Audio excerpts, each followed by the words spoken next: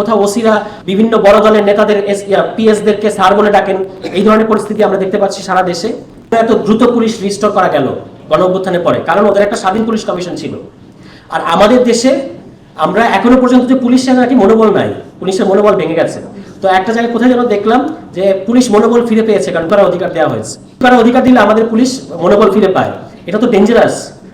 এবং ওই যে একজন সম্ভবত এএসআই পদমর্যাদার সচিবালয়ের সামনে কিভাবে ডিসপার্স করেছিলেন একটা জমায়েতকে এবং তাকে পুরস্কৃত করা হয়েছিল। তো পুলিশকে এই ট্রেনিং গুলো দেন, উনি একটা লাঠিচার্জ না করে মানে খুব সুন্দর মতো সবাইকে ডিসপার্স করতে পেরেছিলেন, পরবর্তীতে তাকে পুরস্কৃত করা হয়েছে।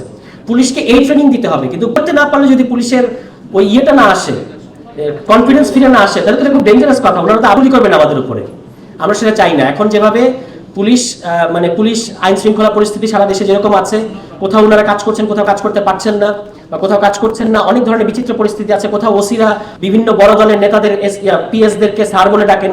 এই ধরনের পরিস্থিতি আমরা দেখতে পাচ্ছি সারা দেশে। মোট কথাটা হচ্ছে যে এই যে এখনকার যে সংস্কার, এগুলো যদি আবারও 90 কিংবা 2007-এও একবার পুলিশ কমিশনের প্রস্তাবগুলো এসেছিল, তখন কিন্তু সেগুলো বাস্তবায়ন হয় না। এবং এটা বাধাটা কোথা থেকে আসে? স্বরাষ্ট্র মন্ত্রণালয় থেকে আসে। আমরা কিন্তু পুলিশের ঊর্ধ্বতন, শুধু দোষ দিলে হবে না, পুলিশের ঊর্ধ্বতন কর্মকর্তাদের সাথে কাজ করেছি পুলিশ কমিশন নিয়ে। তারা কিন্তু যথেষ্ট আন্তরিকতা দিয়ে দেখেছে। তারা বলেছেন যে আমাদের এই ইয়েগুলো বাস্তবায়ন হওয়া দরকার। জনপ্রশাসনের লোকেরাও কিন্তু চান যে আমরা একটা প্রফেশনাল রাষ্ট্রীয় কর্মকর্তার মতো কাজ করতে চাই, আমাদেরকে অন্য দলের হুকুম পালন করতে হবে, এটা আমরা চাই না। এই যে জায়গাটা, এইটা নষ্ট যেন না হয়, এইটা আমাদের সবাইকে খেয়াল রাখতে হবে। এখানে সবচেয়ে বেশি রেসপন্সিবিলিটি হচ্ছে রাজনৈতিক দলের, যারা আমি বলবো যে টোটালি ফেল করেছে বাংলাদেশের জনগণকে ডেলিভার করতে। এই 1 বছর পরে সেটা বলাই যাবে যে রাজনৈতিক দলগুলোর নিজস্ব যার স্বার্থের কারণে এই যে একটা সুযোগ এসেছিল, এই সুযোগটাকে আমরা প্রায় হাতছাড়া করেছি। একটা হাত ফসকে গেছে, অল্প একটু হাতের মধ্যে আছে, যতটুকু এখন বাস্তবায়ন করা যায়। তবে আমি মনে করি, যেটা শাহান ভাইয়ের কথা তো এসেছে, আমাদের দেশের জনগণ স্পেশালি তরুণরা কিন্তু চেইস করবে যদি আপনি না করতে দেন।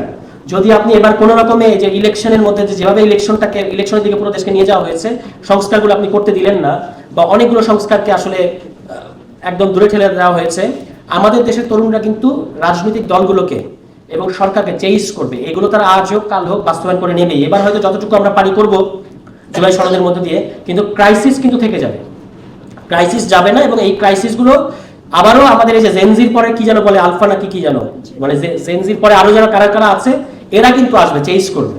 তো এদের টার্গেটে যেন আমরা পরিণত না হই, এই জন্য আপনাদেরকে সাক্ষী রেখে বলে রাখলাম যে আমরা কিন্তু চেয়েছি। কারা চায়নি এটা জনগণের কাছে এভিডেন্ট, ঠিক আছে? আমরা চেয়েছি এবং আমরা এখনো এর প্রতি মানে শতভাগ কমিটেড। তো এইগুলো আমি আমার বক্তব্য শেষ করছি যে জুলাই সনদটা বাস্তবায়ন হতে হবে ইলেকশনের আগে। কি পদ্ধতিতে করবেন? আমরাও সানি ভাইদের মতো ফ্লেক্সিবল আছি, গণপরিষদের কথা বলেছি, কিন্তু ফ্লেক্সিবল আছি যেটা জনগণকে ভিত্তি ধরে করতে হবে এমন একটা পদ্ধতির প্রতি। সেটা গণভোট হতে পারে, সেটা অন্য কোনো পদ্ধতি হতে পারে, কিন্তু কোনোভাবেই ইলেকশনের পরে ওই পার্লামেন্টের কাছে নিয়ে যাওয়া যাবে না।